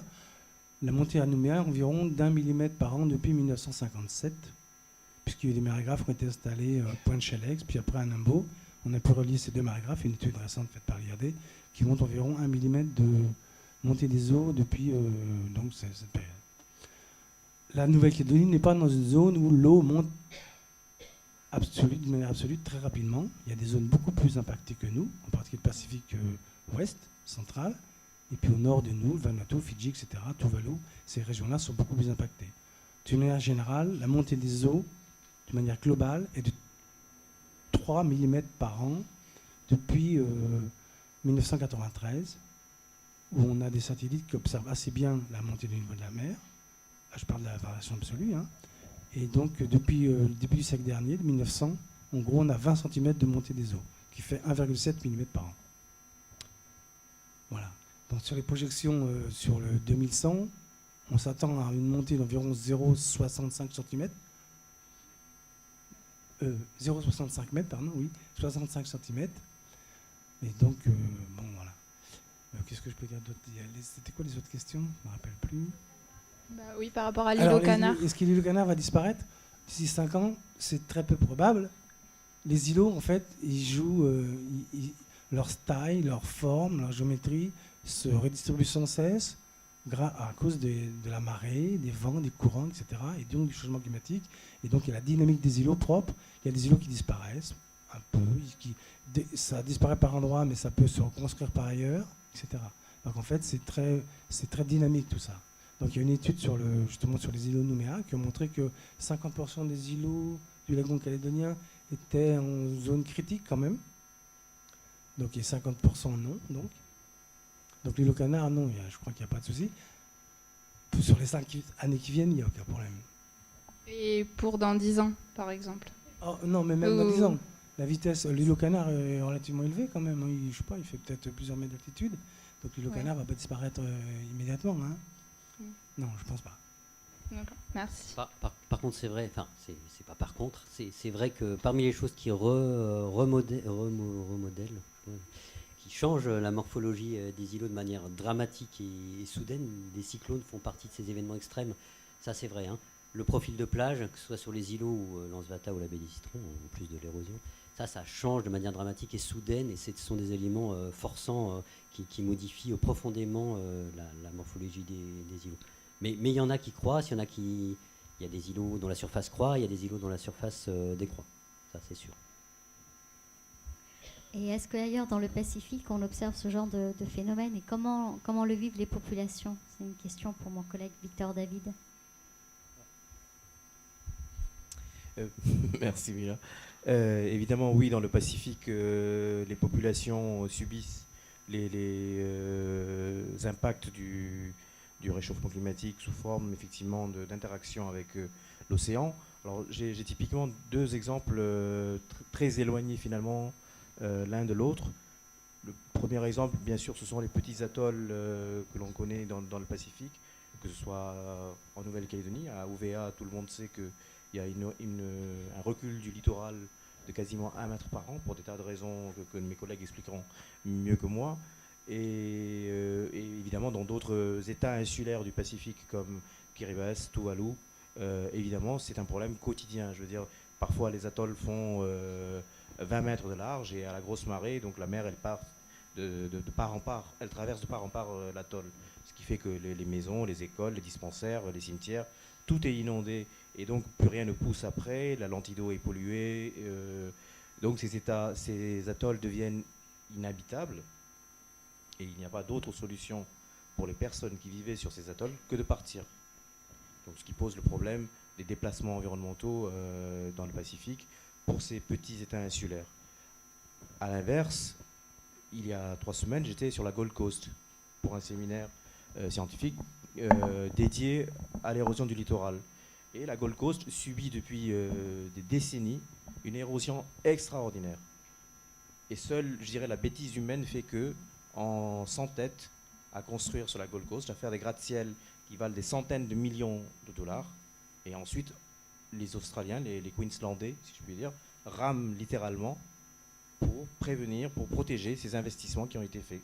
Comment faire pour protéger des gratte-ciel qui valent des centaines de millions, alors qu'on les a construits là où il ne fallait pas les construire? Tout le monde sait, les scientifiques le savent parfaitement, que tout au sud de Brisbane, jusqu'à arriver à la New South Wales, tout ça c'est pourri. Le littoral est pourri. En termes d'habitabilité, en termes d'urbanisme, etc.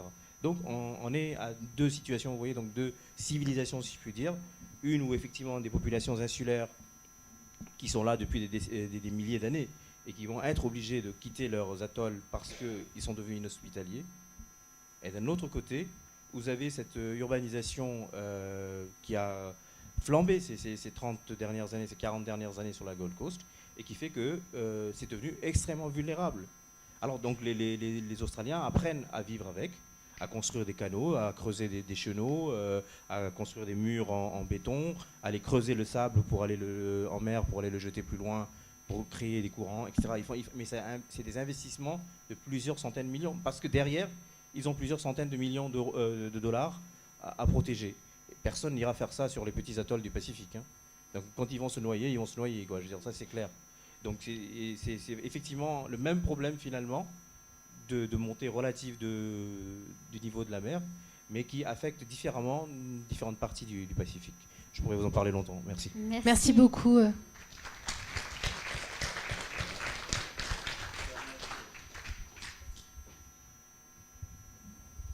Du coup, nous allons voir une dernière vidéo sur la montée des eaux à Wallis.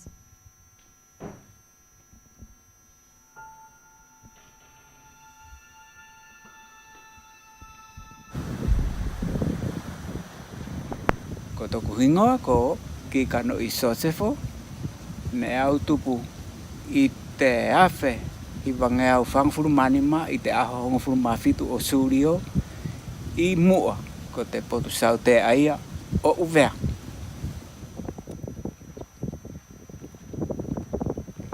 Alors, je peux vous dire que les phénomènes du réchauffement climatique, ça se concrétise finalement dans nos petites îles du Pacifique. Et puis que j'ai vécu ici, là, j'ai constaté les phénomènes qui ont détruit pas mal nos îlots et puis même sur la grande terre. On voit un petit peu en face là. Vous voyez là? Alors pour nous, l'érosion, c'est ça. Hein? Les racines, que la mer, que les vagues, à chaque fois, à la marée montante, à la marée haute, ils enlèvent les sables et les graviers, puis voilà tout ce qu'on trouve. Voilà, on constate ces phénomènes partout dans cet îlot. Nous ne savons pas si cet îlot va résister jusqu'à quand. Quand on fait oui, on fait tout, puis quand on hekonga, e wheara ke koto whai o hinga mo mātou ani e mauri te uki motu liliki ani e purinoa e te Pasifika.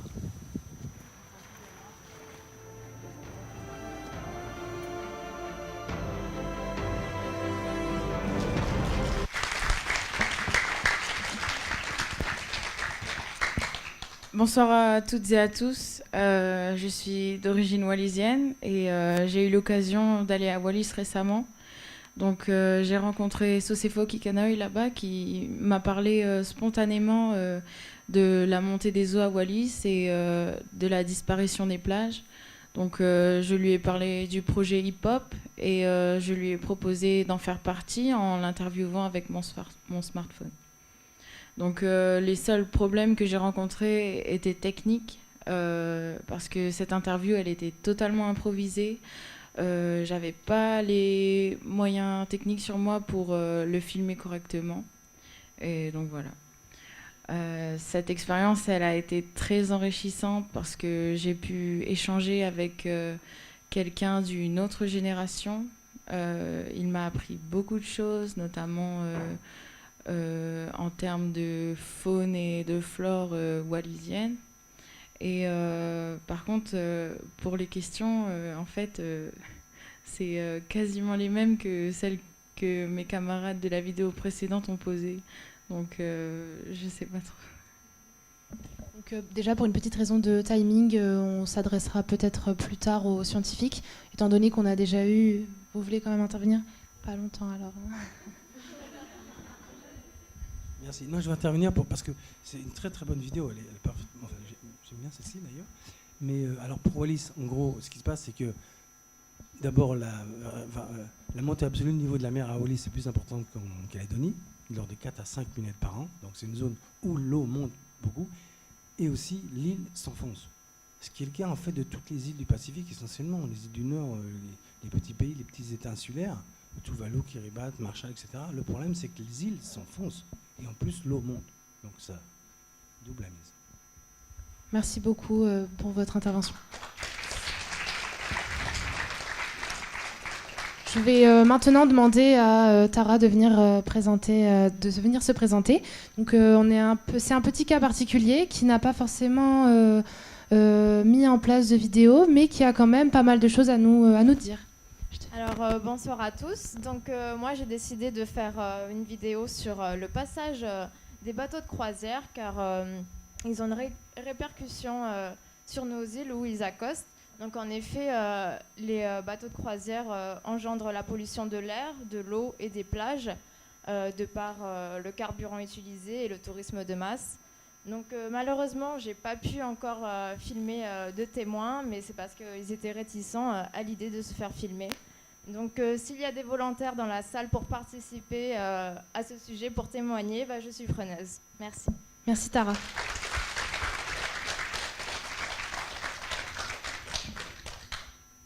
Voilà, nous n'avons pas beaucoup de temps, mais nous allons quand même vous permettre, puisqu'on a promis. Est-ce qu'il y en a qui ont des questions pour les experts ou les spécialistes ici présents? On va juste réserver 5 minutes pour cela, si possible. Sinon, je crois que...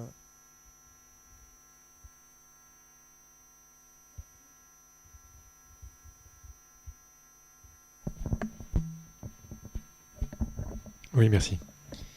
Oui, moi j'ai une question à poser, pardon, Hervé Michel et Ecolife. J'ai une question à poser à la responsable de Scalaire. Est-ce que Scalaire est, sans faire de politique, est-ce que vous êtes indépendant? À savoir des milieux économiques par exemple, parce qu'on sait que notamment l'usine à côté, dans Nouméa, emploie pas mal de personnes. Et est-ce que vous nous donnez les vraies informations? Je ne vais pas parler de la théorie du complot, hein, mais parfois, quand je passe à côté de la SLN, ça sent vraiment très, très, très mauvais. Et après, je regarde le journal, et je sais pas, je trouve c'est un peu bizarre. Alors d'abord, nous on est une association avec 4 collèges, donc à la fois représenter le gouvernement de la Nouvelle-Calédonie, les collectivités locales, donc la province, la ville de Nouméa, les activités émettrices, hein, donc au sein du collège on a la SLN, on a Valais, on a Enercal, et également les associations. Donc, et les personnes qualifiées, donc des docteurs et donc les associations comme Action Biosphère, UFC Que Choisir. Donc c'est une structure en fait qui a été prise sur celle de Métropole, comme toutes les associations agréées de Métropole, c'est-à-dire Airparif, enfin si vous avez déjà entendu parler.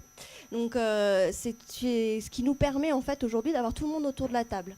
Et certes, c'est une question en fait qu'on nous pose, mais Scalaire a vraiment une vocation à être transparent, c'est-à-dire que Oui, on a ces personnes autour de la table. Oui, ils nous financent, parce que pour moi, il y a un principe qui est pollueur-payeur.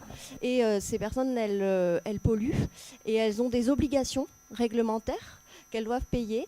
Et elles pourraient très bien le faire aujourd'hui, puisqu'il n'y a pas de réglementation, par des bureaux d'études, et vous en ne saurez rien.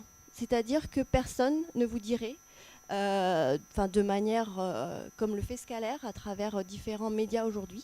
Donc on le fait systématiquement. Aujourd'hui, en fait, Scalaire est bâti sur un réseau qui a été fait par les autorités compétentes. Donc aujourd'hui, on suit des stations qui sont à Logicop, à Moravel, autour de la station.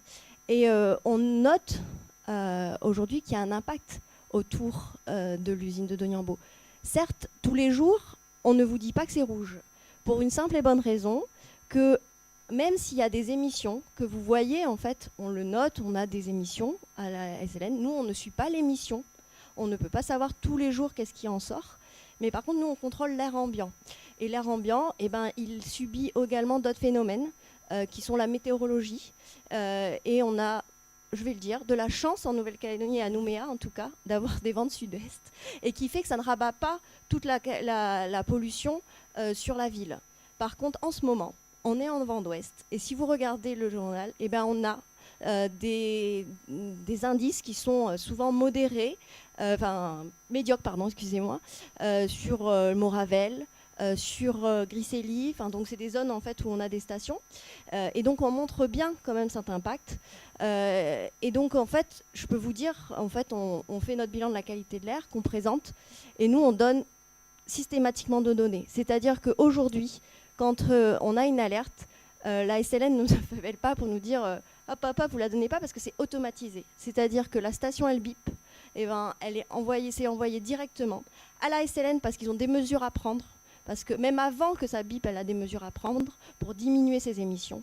Et après, à l'autorité compétente qui, elle, doit contrôler et savoir pour quelles raisons, en fait, on a un pic de pollution. Et également aux personnes sensibles et aux médias.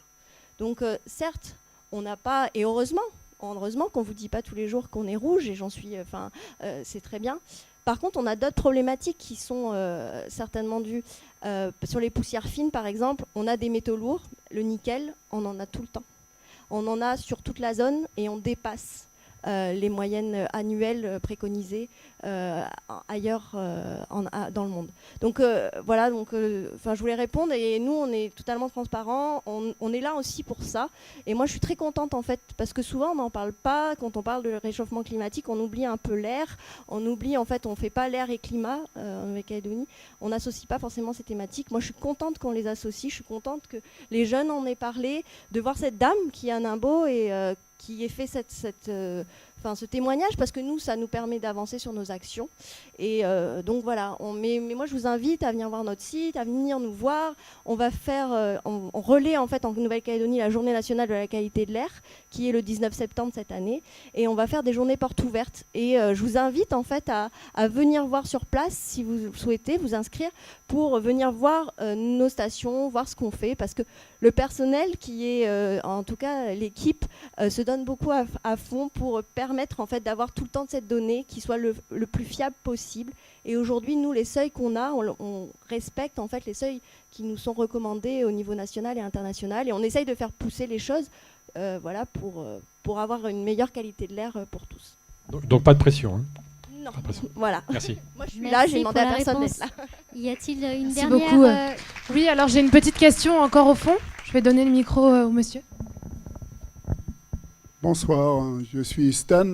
Donc j'étais un peu surpris, je ne sais pas comment madame qui s'occupe de l'eau, quand vous avez dit qu'il n'y avait pas de problème d'eau. Je suis surpris parce qu'à l'île des Pins, où je suis souvent, pendant mes vacances, il y a souvent des problèmes d'eau. Et encore aujourd'hui, j'ai vu que le maire avait mis un article en disant de faire bien attention à la consommation d'eau. C'est une bonne chose. Je sais que ce n'est pas toujours de bons réflexes, les gens laissent couler l'eau, mais il y a quand même un problème à l'île des Pins, notamment dans la qualité de l'eau potable, tout ça. Et j'aimerais bien avoir une réponse ou que vous parliez de ça, si c'est possible, brièvement. Merci bien. Oui. Alors, merci pour cette question. Effectivement, là, moi, j'ai parlé de la sécheresse sur la Grande Terre, dans les rivières. Les îles, c'est un peu particulier, c'est que le réservoir, en fait, le réservoir des îles, l'eau, elle tombe sur les îles. Ça fait une lentille d'eau douce qui est sous l'île. Et donc ce réservoir est tout petit.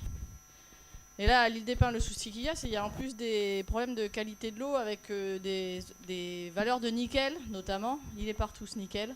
Des valeurs de nickel qui sont au-dessus des seuils réglementaires pour l'OMS, qui font que normalement l'eau n'est pas potable. C'est-à-dire qu'on peut pas, les mairies ne peuvent pas donner cette eau qui puise du sol, qui est trop nickellifère, pour les donner à boire aux gens.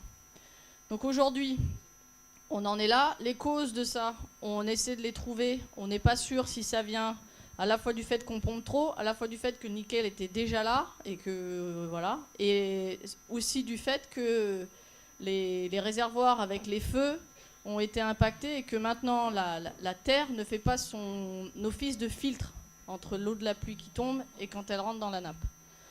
Donc après, pour répondre à votre question, je sais que mes collègues sont à fond sur le sujet sur l'île des Pins en ce moment, il n'y a pas de problème. Merci beaucoup pour ces petits échanges débats. Voilà. Alors, mesdames et messieurs, vous venez d'assister à un projet hip-hop dans son ensemble, donc qui consiste à recueillir les témoignages, comme nous l'avons dit, à les exposer et à pouvoir en discuter, parce que nous sommes tous concernés. En dépit de tout ce que vous aurez comme remarques sur le plan technique, parce que nous allons en parler, n'est-ce pas? On va en parler, non? Ou vous voulez que j'étale tout ici? Là, je m'adresse à vous, hein, les hip-hopers. Non, on va en parler, c'est mieux. Le linge sale se lave en famille. On s'excuse pour la qualité image et son de certaines vidéos. C'était leur première vidéo et pour la plupart, c'était la première fois qu'ils réalisaient une production audiovisuelle. Et je crois qu'ils méritent un grand encouragement. Et je les invite, donc j'invite tous les hip-hopers de la Pérouse à venir devant parce que vous l'avez mérité. Allez, on n'a pas beaucoup de temps. Non. Voilà. Et je vais juste compléter que c'est un club, comme Mina et Mathias l'ont expliqué.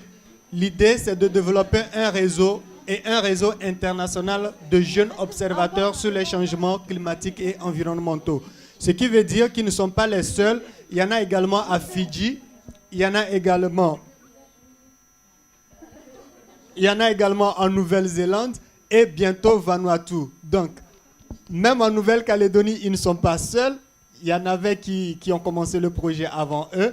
Du coup, il y a des hip-hopers dans la salle que j'invite à rejoindre le reste du groupe. Ouais, je vous vois très bien, hein, vous avez vos t-shirts.